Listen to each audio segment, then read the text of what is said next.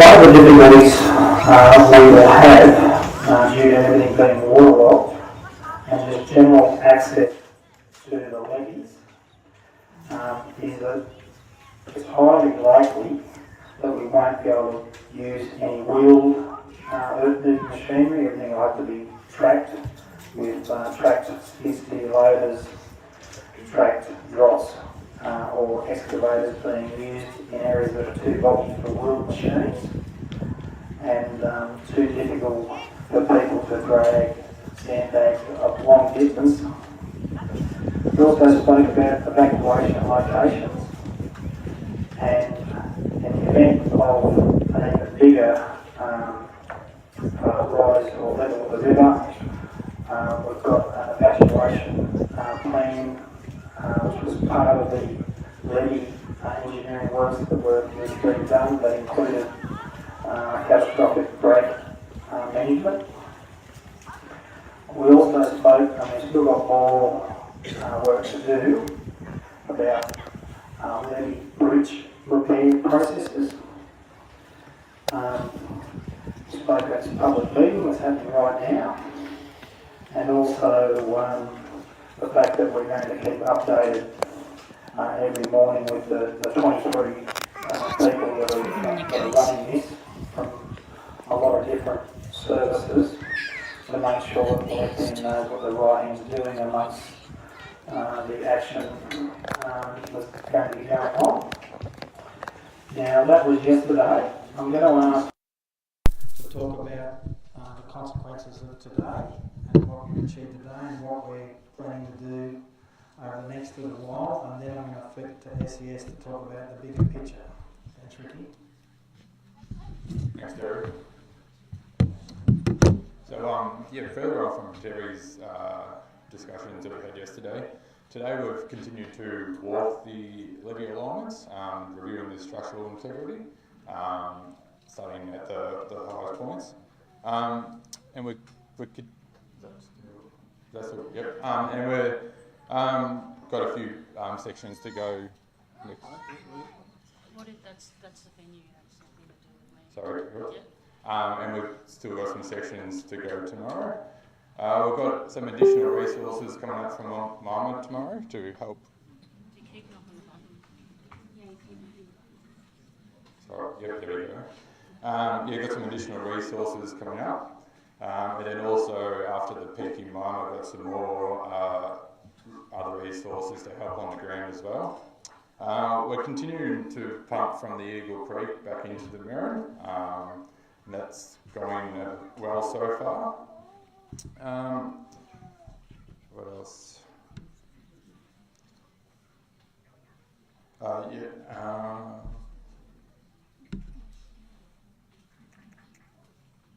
Like Terry mentioned, the sandbag facility's moved over to Packham Street and Packham Avenue now. And then tomorrow too, we'll have further discussions with the SES and RFS to get some more resources and machinery on the ground. We've got some issues with some accessibilities to the levee bank with some vegetation and some water currently lying around. So they'll assist in help us with that to do some any works to the levee banks as required.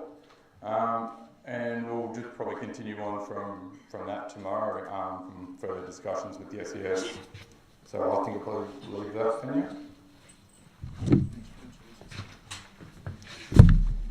now.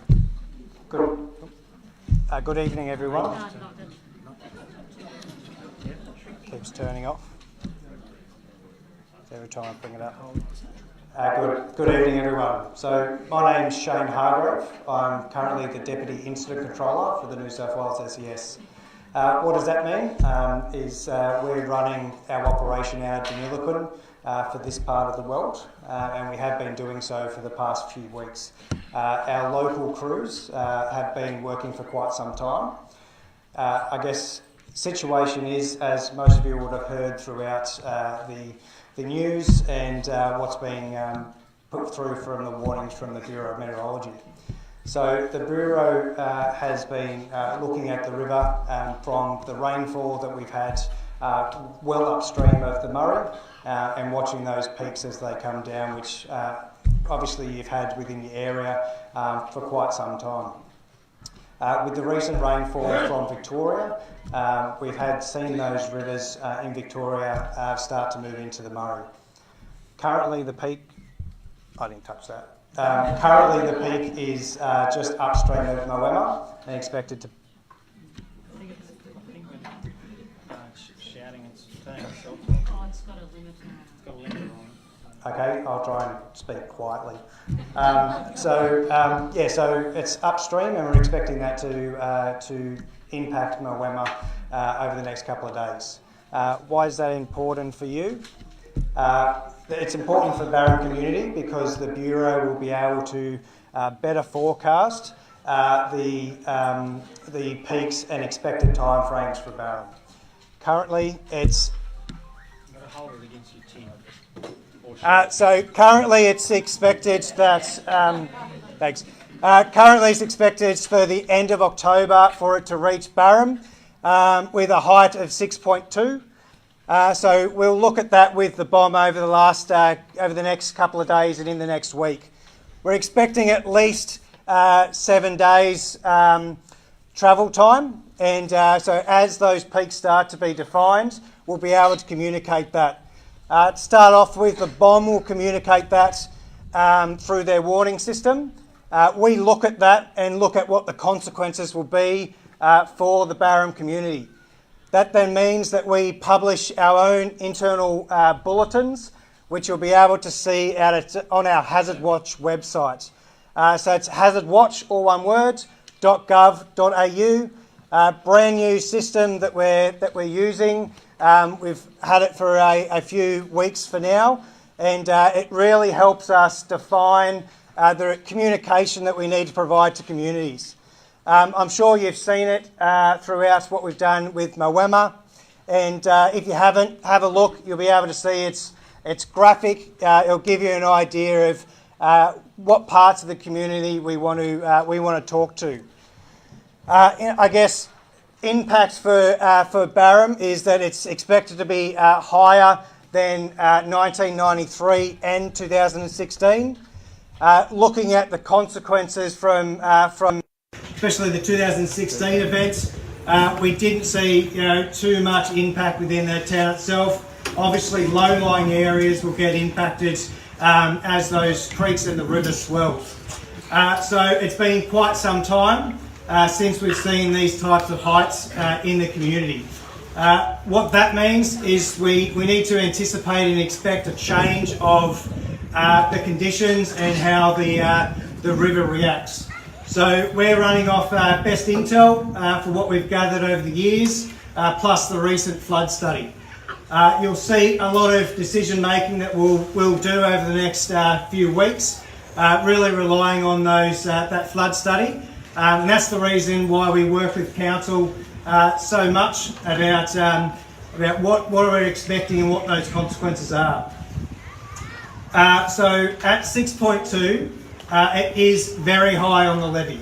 There are, as Terry mentioned, there are some low points which we need to do some mediation work for. 2 days ago, we started the conversation with Barham, whilst we're still dealing with with council, whilst we're still dealing with Moema. So our focus is definitely focused on downstream impacts to provide the community as much information as possible. So over the next few days, you've probably seen a bit of a rise in presence. So as of last night, Fire Rescue come into town on the request of the New South Wales SES as in-water rescue operators. So they're the people in the wetsuits that if you are in trouble, we have that capability and that coverage for your community, as well as the communities and the villages surrounding Barham.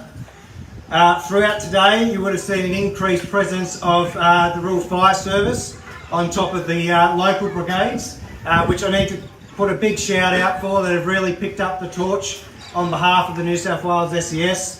And David Lang and his team have been fantastic in supporting the New South Wales SES.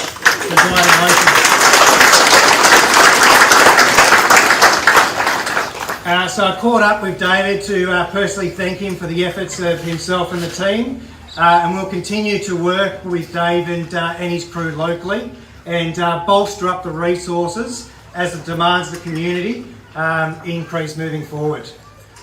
I guess we've also got ADF and our liaisons here that's come across from Deniliquin. We've formally requested the ADF to provide troops. So far, we should see them over the next few days out in Deniliquin, and the definite plan is to ensure that communities just like Barham have their hands on the ground to support you in the before, the during, and also the after. I guess you would have seen some helicopters flying around. So the SES have a range of helicopters. We currently have 4 based out of Deniliquin and are tasked generally by myself each day. Some of those helicopters have cameras, so I'm able to see exactly what's going on, and I task that as much as possible so I can see what's going on even if I'm in Deniliquin. So these days with technology, we have really good reach of what's happening. So over the next couple of days, the plan is to work with council to look at these low points. At this stage, that is our concern with the height that's predicted at that level.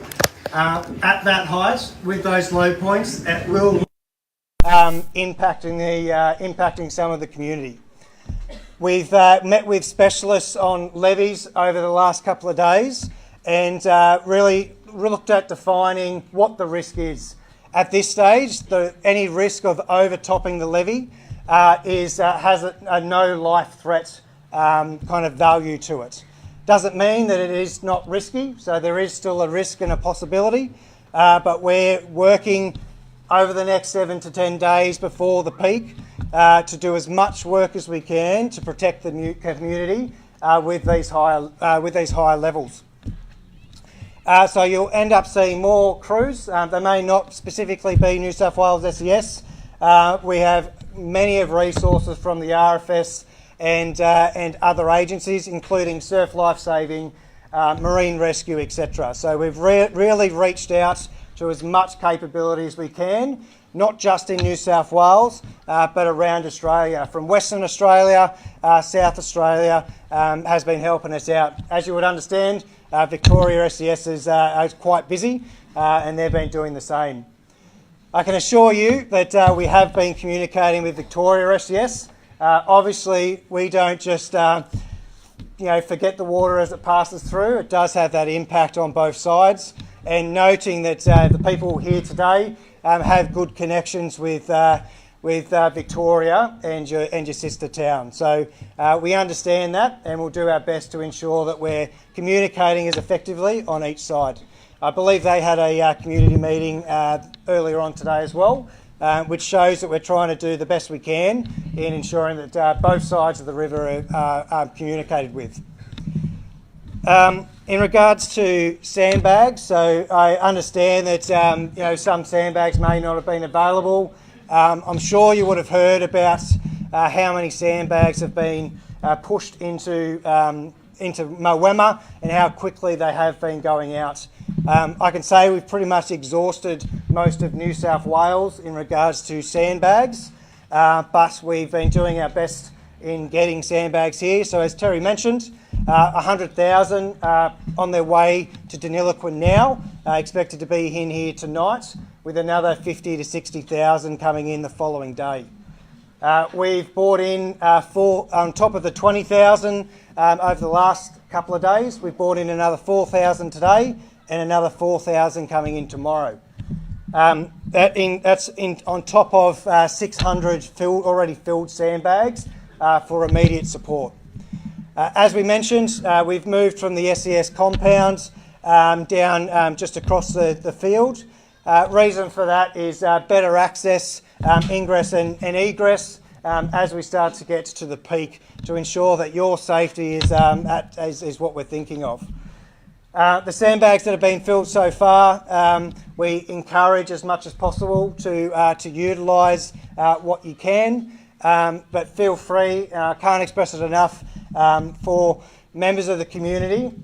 Come down, pick up some sandbags, and if you do have some time, please fill some sandbags for your community, especially the elderly that, it makes it a bit hard to fill sandbags. But community spirit has been something that's been a massive cornerstone of all the response agencies and our response as the New South Wales SES. So we encourage that as much as possible and want to support that with whatever we can do to provide for the community.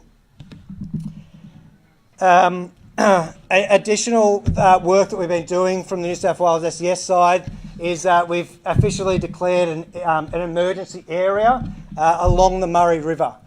So that will start from Tokemwall down to Murray Bridge downstream of Barham. The intention for that is to ensure that, especially once the rivers are high and close to the levee, that wash is limited as much as possible. So I hope that's welcome news. I understand that may impact some recreational activities, but I guess it is quite an involving and dangerous situation along the river, especially as we see the peak. I guess that's pretty much what we're working so far. We'll continue that work and continue to communicate with the community. This meeting today is quite early on from where we normally communicate with communities for, so very excited that we're able to actually make this happen for tonight and get such a big turnout. So from the New South Wales SES, I thank each and every one of you for coming out and receiving information, and I implore you to continue to stay informed, prepare as much as possible, and please contact 132 500 if you do require assistance. And yeah, like I mentioned before, it may not be the New South Wales SES, but we've got our coordination centre, which is coordinating all our emergency services from New South Wales and Australia to help you out. In saying that, I will be increasing the New South Wales SES presence in town. That's a part of me being here today and making the effort to come across to speak with you personally. I guess around that topic, I have been working, so part of my day job is the Deputy Zone Commander who looks after this patch, and something we've been working on for quite some time is raising our membership in the Barham community. We have a fantastic facility that some of you have probably been to throughout today. There's boats and all the equipment there ready to go. All I'm missing is some very keen and excited community members. So I guess my call out, while I've got the attention of majority of the town, is if you do wish to roll up your sleeves and join the New South Wales SES, I will be more than happy to have some conversations later on this afternoon. It's something that I'm very proud to make sure that we get that community spirit within the communities we serve, especially when there's a flood risk. So I hope that there's some members of the community today that are pretty keen to join up.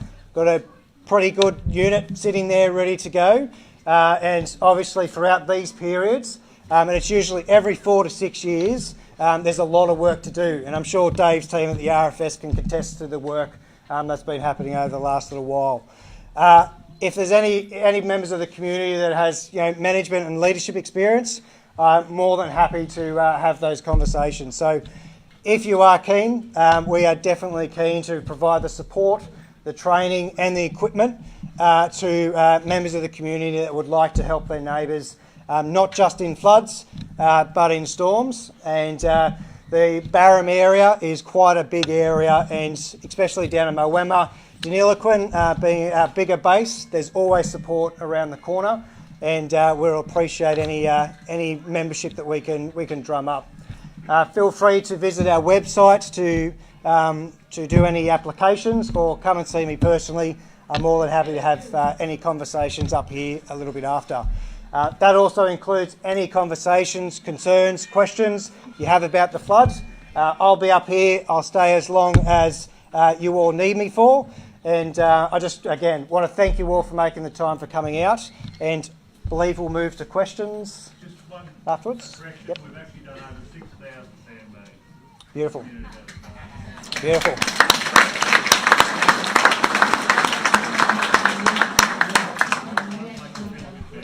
Thank you, Dave. Cool. So yeah, I guess I'll field some questions to start with, and I'll pass off to the council or any of the other liaisons that I've got here today. If anyone has any questions, I am running with the mic. I'll come down now. Okay, cool. I live outside the Barham area, Outback Barham Road, and in 1993, 2016, I think there might have been one around 2011, flood came through and it was at the top of the levee bank. Okay. That was manageable. You're talking 8 centimetres higher, and I haven't been able to get one sandbag here, not one. Okay. So I don't know how anybody else is going, but I've been trying for 2 days, not one sandbag. No problem. So if you specify that, that'd be helpful. And it would also be helpful if we're going to get 8 centimetres over the last existing flood, a bit of a hand outside the Barham area would be grateful. Yep, yeah, definitely. I'll just repeat the question for online. So, gentleman advised that he outside the levee, outside out on the Barham Road, and the 93 floods was quite up to the level. Predictions are quite higher than that. What are we doing to ensure that that it's there? So, in regards to the levee, I will pass over to the council.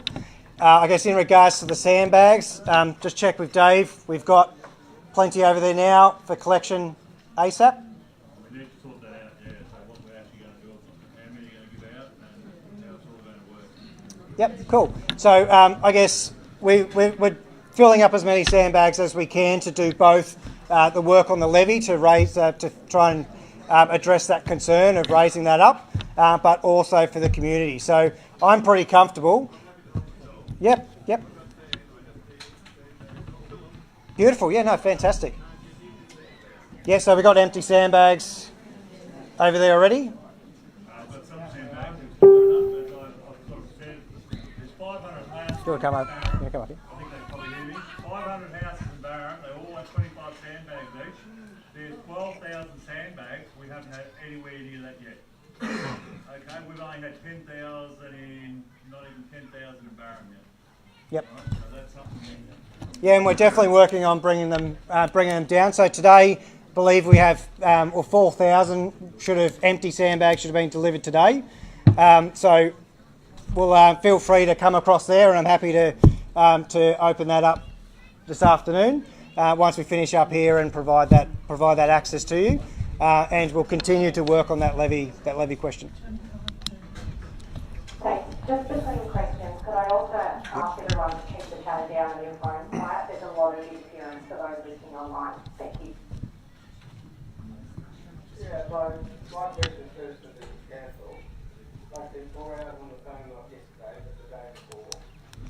And I've got absolutely just shoved around constantly to the point of being 3 hours on the phone yesterday, ended up in the Premier's Department, the Industry and Land Department, and several others, and including the SES, who told me it wasn't their problem because they only deal with emergencies. I reckon I got 2 a.m. this morning to get here, and I'm really not pleased with the process today.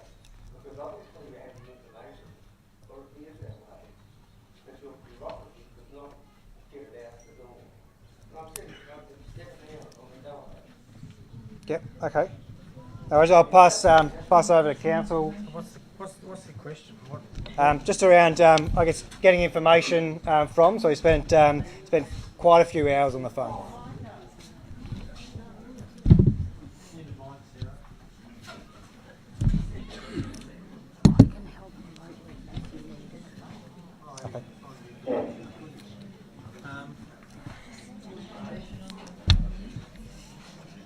Okay, I'll just use that one's still alive. I'll just use my voice. Since late Saturday afternoon until now, there's probably been 2 people on our customer service. Everyone else is either filling sandbags, defending their own homes, or working with other sections of council to do what they've done in Moema over the last 3 days. We're actually shutting the customer service tomorrow because we've got no staff left. They're all out doing flood stuff. It's still going to be shut on Monday as well. So although I appreciate... So let me. I didn't. Excuse me. I didn't interrupt you. Let me finish. Oh, that.